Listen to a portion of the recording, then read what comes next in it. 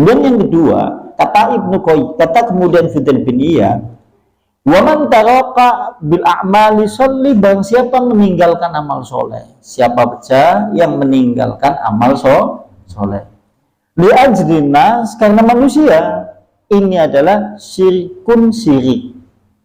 Sampean meninggalkan amal soleh karena manusia, ini adalah syirik. Dulu pernah disinggung sedikit. Contoh misal, sampean wis biasa sholat duha nang omah, wis biasa, terus anak tamu sing wis biasa jenengan sholat duha pada pagi hari, sholat duha pagi hari, terus kemudian ada tamu pada jam biasa jenengan melakukan ibadah sholat duha, gandeng terus kemudian jenengan ngobrol kambi tamune, jenengan ada pemikiran, lah nyong aja sholat duha lah, mbok ngasih nyong sholat duha, mbok darani aku sok suci, mbok ndarani sok ngalim, mbok ndarani sok santri, mbok ndarani kemudian sok ahli ibadah, tuh sampean ayo ora salat teman. Ki jenengane syirik. Kenapa syirik? Karena dia meninggalkan amal soleh karena manusia. Terus Fudail bin Iyad ditanya, lantas bagaimana yang dimaksud ikhlas? Bersih dari keduanya, baik riya ataupun syirik.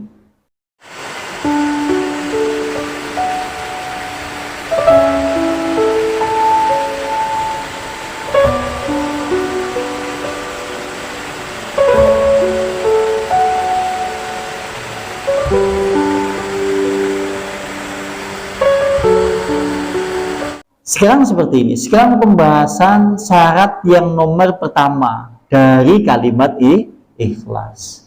Jadi sekarang pembahasan kalimat ikhlas sebagai syarat pertama yang menjadikan syarat diterimanya amal soleh. Apa yang dimaksud dengan ikhlas?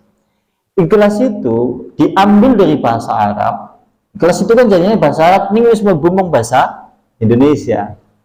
Bulannya sering ngomongan yang tek bulannya kang sampai sing ikhlas.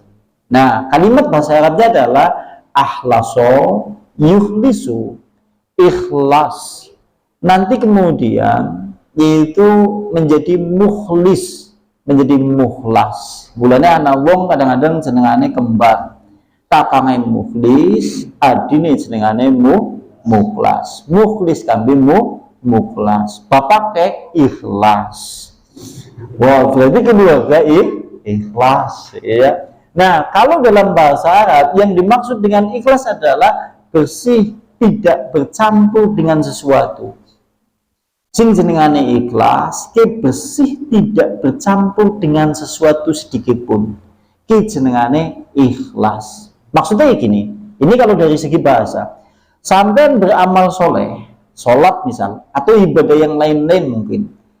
Nanti kalau ketatkalan jenengan di dalam hati panjenengan bersih hanya kepada Allah, tidak ada motivasi doa dari selain Allah, jenengan ikhlas. Angin orang menurut jenengan susah.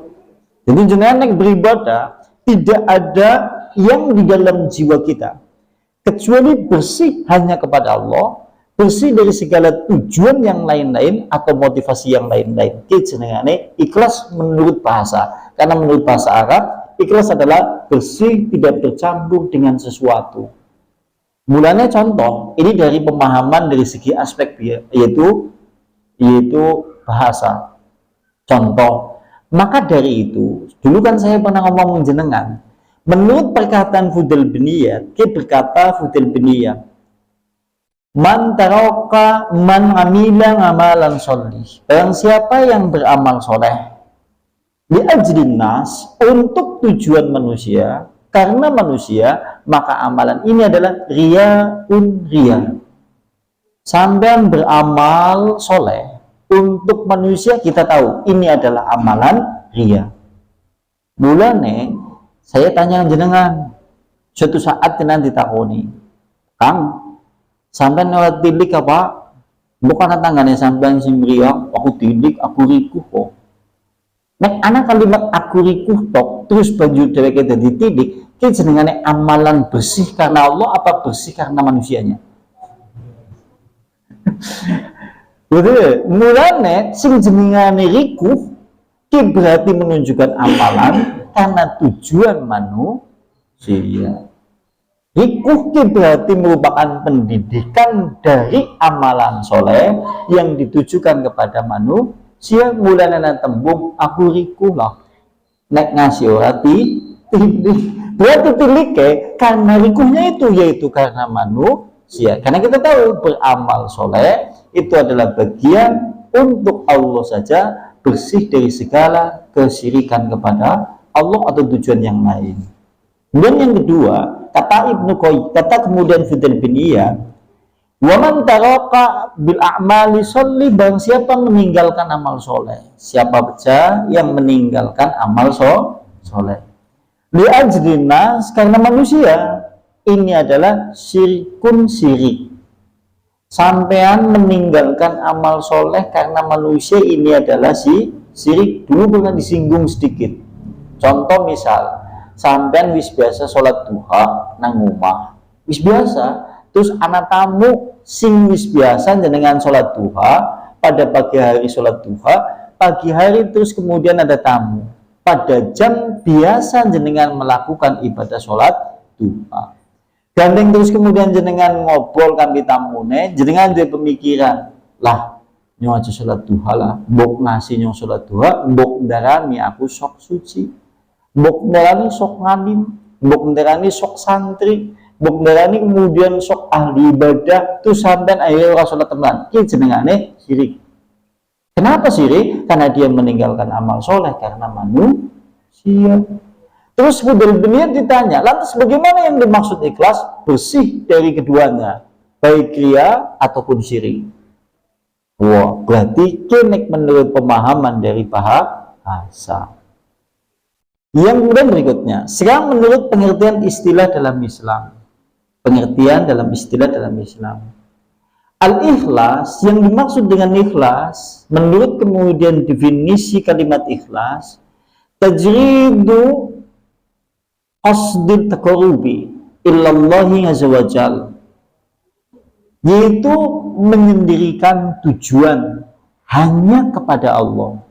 Kalimatnya menyendirikan maksud dan tujuan hanya kepada Allah, hanya taqarrub kepada Allah, bersih dari segala debu-debu kesyirikan atau riya.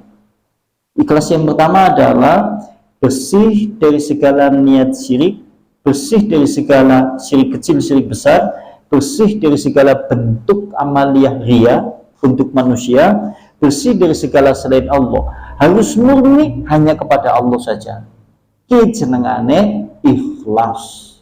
Contoh soalnya gini, saya tanya kepada jenengan, suatu saat ini ana wong kelangan dompet, digolek dia ketemu-temu. Begitu dia cari kemana-mana tidak ketemu. Akhirnya begitu dicari tidak ketemu, dia terus ngomong, lah wis aku ikhlas bae lah. Yang seperti ini menurut sampean ikhlas bukan?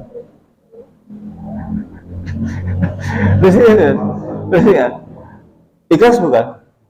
Padahal duitnya nang kono, misal ana 10 juta, misal. Deke golek mengendi-endi wae ketemu, akhirnya lananya wis tak ikhlas napa lah wong golek mengendi-endi wae ketemu. Terus deke ngucap, aku wis tak ikhlas napa lah. Nah, suatu saat begitu deke ngomong seperti itu, lantas ternyata selang 2 hari setelah dia bicara seperti itu, aku ikhlaskan saja untuk Allah. Lantas kemudian ada yang mengembalikan dompet itu. Masih duitnya utuh 10 juta. Kalau kemudian dia ambil uangnya, tidak kemudian diberikan di jalan Allah semuanya, dia bukan orang yang ikhlas. Dia jenengane wong ikhlas kepepet. Ikhlas kepepet kenapa? Nuh ketemu, buktinya ketemu nang dheweke ternyata dijiot maning. Lucu-lucu kan manusia seperti itu ya. Saya pernah ngomong jenengan juga mungkin, gak tahu kalau di sini. Yang namanya sedekah di jalan Allah itu kan harus ikhlas. Mulanya ada hadis Rasulullah yang menyebutkan termasuk 7 golongan yang mendapatkan naungan pada hari tidak ada naungan kecuali dari Allah. Di antaranya adalah warajulun, seorang laki-laki, tasaddaqa, yang bersedekah di jalan Allah. Ia memberikan dengan tangan kanannya, tangan kirinya tidak melihat. Maksud dari kalimat tangan kirinya tidak melihat karena tidak diikuti perbuatan-perbuatan yang membatalkan sedekahnya. Terus perbuatan yang yaitu membatalkan sedekahnya adalah menyebut-nyebutnya, sering menyebut-nyebutnya, menyakiti hati si penerima, atau berbuat riya. Nek anak 3 kategori ini, maka amalan sedekah ditolak dan batal. Sebagaimana nang Al-Quran surat Al-Baqarah ayat 264. Ya ayyuhalladzina amanu, wa sekalian orang beriman, la tubtilu shadaqatikum. Wa sekalian orang beriman, jangan engkau batalkan yaitu sedekah-sedekahmu dengan sering menyebut-nyebutnya, kemudian menyakiti hati si penerima, dan kemudian juga yaitu berbuat riya. Nah, lantas karena alasan hadis ini dan alasan ayat tadi, anawong memberikan harta bendanya di jalan Allah. Lantas kemudian tatkala ia berikan kepada takmir atau bendahara masjid, dia ngomong, itu disapa kang tulis jenengan boten usah. Tulis saja di situ hamba Allah. Tujuannya apa?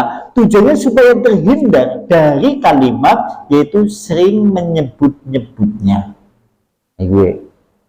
Karena terdorong oleh perasaan itu menyembunyikannya supaya dia menjaga keikhlasan nang dheweke tulis bae hamba Allah. Soalnya nanti biasanya kalau di masjid diumumna. Ternyata betul begitu hari Jumat yang akan datang, orang itu kemudian berangkat ke masjid. Bendahara masjid mengumumkan keuangan masjid. Ini kami pihak bendahara masjid mengumumkan itu status keuangan masjid. Di antaranya adalah kemarin ada yang berinfak sedekah di jalan Allah di masjid 1 juta dengan nama Pak Ahmad, Pak Misbah sebanyak 2 juta, Pak Samsul 5 juta, kemudian Abdullah atau hamba Allah yang paling banyak 20 juta. Nah, kalau orang itu mendengar kalimat itu, kemudian dia di dalam hatinya, aku ngomong seperti itu, aku tok jebulan sing ditulis hamba Allah, orang ikhlas. Ikhlas, karena ikhlas itu tidak ada bagian hawa nafsu di dalamnya. Sebulannya aku tok sing tulis hamba Allah. Kan angel ya, angel karena yang namanya ikhlas memang menyendirikan hanya kepada Allah saja. Terus mending. Dulu kan saya pernah cerita kepada jenengan, konsep ikhlas. Di dalam kitab yaitu Sirah Nabawiyah itu terdapat kisah yang menakjubkan terhadap permasalahan akhlak Nabi. Nabi tatkala pagi hari dia mendapati di depan rumahnya terdapat sampah. Nabi nang harapan rumahnya ngerti sampah. Terus Nabi dijiot, dibuang ke tempat sampah. Besoknya hari diambil lagi, masukkan ke tempat sampah. Besoknya lagi ambil lagi, masukkan ke tempat sampah. Dia tidak pernah bertanya siapakah yang membuang sampah di rumahnya. Dia tidak pernah tanya. Terus dengan takut, alasannya kenapa Nabi kemudian tidak pernah bertanya seperti itu? Alasannya satu, menjaga nilai keikhlasan di dalam beribadah kepada Allah, mengambil sampah, memasukkan ke tong sampah. Sekalipun kelihatannya sepele, tapi pengajaran ikhlas di dalamnya. Seakan-akan Nabi berkata seperti ini, kalau ada orang membuang sampah di rumahku, urusan dia dengan Allah terhadap permasalahan perbuatan buruknya. Dan aku tatkala mengambil sampah, memasukkan ke tempat sampah, aku beramal soleh, aku juga urusannya dengan Allah, bukan urusannya dengan orang yang membuang sampah di rumahku. Sehingga setelah 1 bulan penuh atau bahkan lebih, Nabi ternyata mau berangkat sholat, dia tidak mendapati sampah yang biasa ada di rumahnya. Terus Nabi deleng-deleng warna sampah sing biasanya nang Nabi dibuang. Terus Nabi ngomongna setelah sholat, Nabi ngomongna memang sahabat, wahai sahabat-sahabatku, adakah kalian semuanya yang mengetahui siapakah yang biasa membuang sampah di rumahku? Nabi menetapkan seperti itu, tujuannya untuk mencela, tujuannya agar memboleti siapa sing berbuat dolim kepadanya, bukan, tapi tujuannya kok kenapa hari ini kok tidak ada sampah yang ada di rumahnya sehingga dia tidak bisa berbuat kebaikan untuk mengambil sampah itu dimasukkan ke tong sampah. Terus nang sahabat Nabi tidak ngomong, ya Rasulullah, orang yang biasa membuang sampah di depan rumahmu adalah seorang Yahudi. Hari ini orang yang biasa membuang sampah itu jatuh sakit. Coba. Berarti wong sing biasa membuang sampah napane Nabi kemriang. Sampean nek dadi posisi Nabi pada saat itu ngerti wong sing biasa berbuat elek kan di sampean terus kumriang sampean ngomong apa? Nah ini nilai keikhlasannya di sini. Kalau sampean ngomong terus motor sisat alhamdulillah, itu berarti dek anak dorongan motivasi berbuat kepada manusia. Nabi tidak mengajarkan itu. Lantas Nabi setelah itu kemudian dia malah justru menjenguknya. Bayangkan saja, Nabi terus menjenguknya. Ia pergi menuju pasar ke Madinah dan mengambil itu membeli sesuatu untuk dijadikan menjenguk kepada orang yang sakit itu.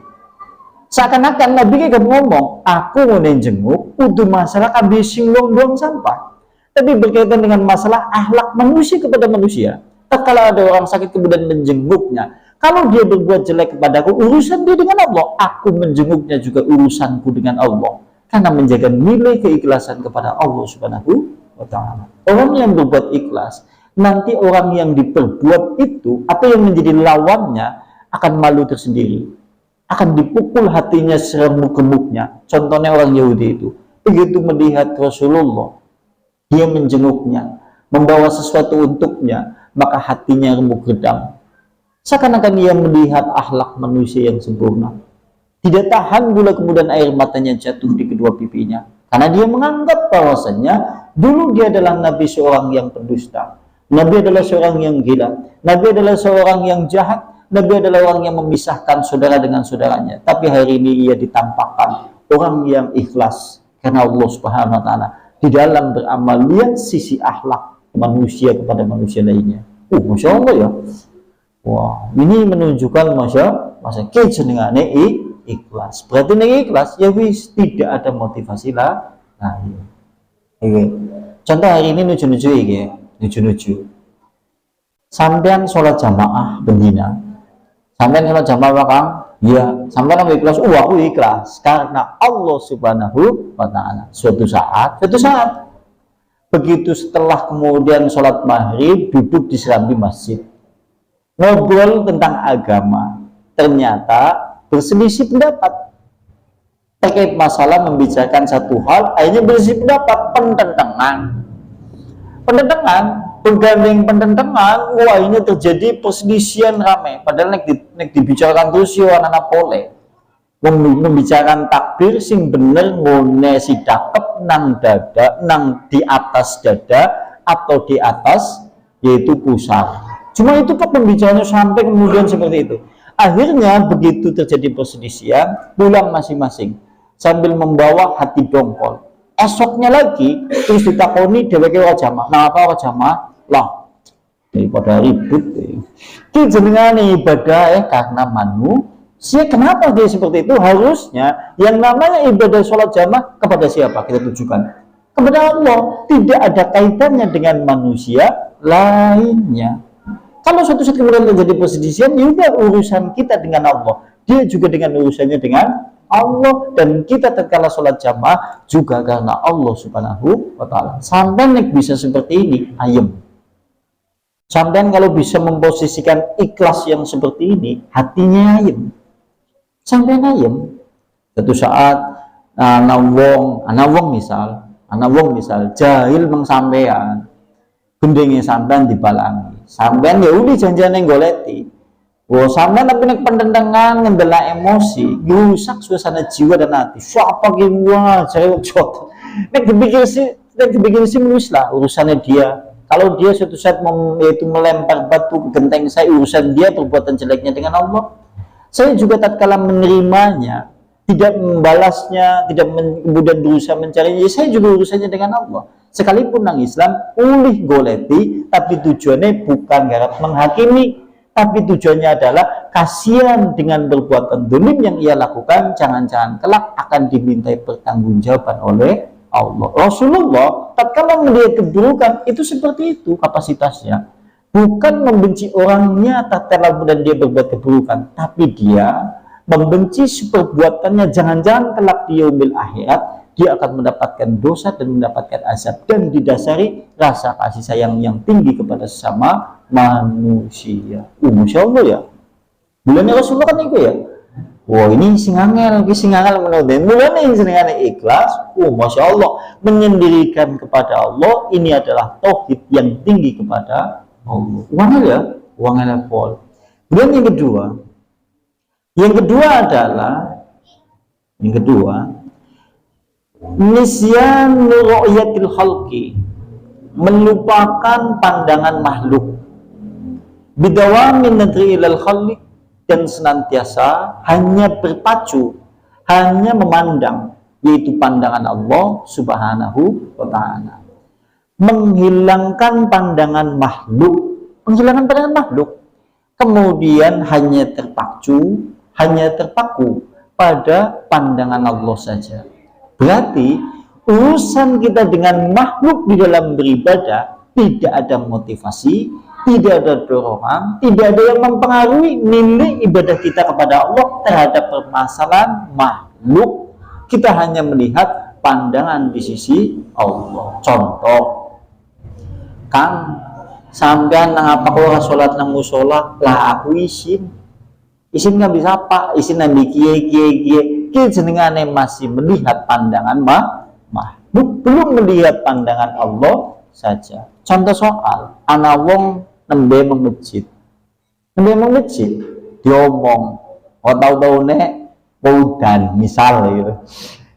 Dia sakit hati, itu kan berarti dia belum ikhlas karena Allah. Karena kalau ikhlas karena Allah, kalaupun ada satu musola membicarakan dia, misal dengan pembicaraan yang lebih menyakitkan dari hal itu, dia tetap tidak akan terpengaruh karena dia urusannya dengan Allah hanya berpacu kepada pandangan Allah.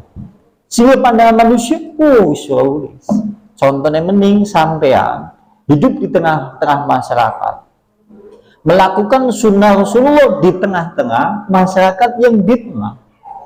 Sampai melakoni sunnah dewek di tengah-tengah masyarakat yang budayanya banyak perbuatan bid'ah dan sehingga banyak dimusuhi dan yang lain-lain. Kalau kita ikhlas, kita tidak akan terpengaruh karena kita hanya melihat pandangan Allah saja. Selama itu benar, selama itu di sisi Allah dan dalam pandangan Islam itu benar, kita hanya berpacu kepada pandangan Allah. Adapun pandangan manusia dilupakan dalam konsep bertauhid kepada Allah Subhanahu wa ta'ala, sehingga tidak terpengaruh oleh suasana pandangan manusia yang lain. Jadi karena itu ya, contoh kini mau ngaji aplikasi ini, kadang-kadang sampean satu-satu mangkat terus takon mengkan saja sing biasa mangkat membengi malam kemis sampean mangkat boten pakai, aku mangkat ya rame apa sepi, rame. Oh kayak biasanya, aku lagi rame, waduh semangat, tapi nih sepi ora, jenengane masih melihat pandangan makhluk, karena kita adalah abdullah, hamba Allah.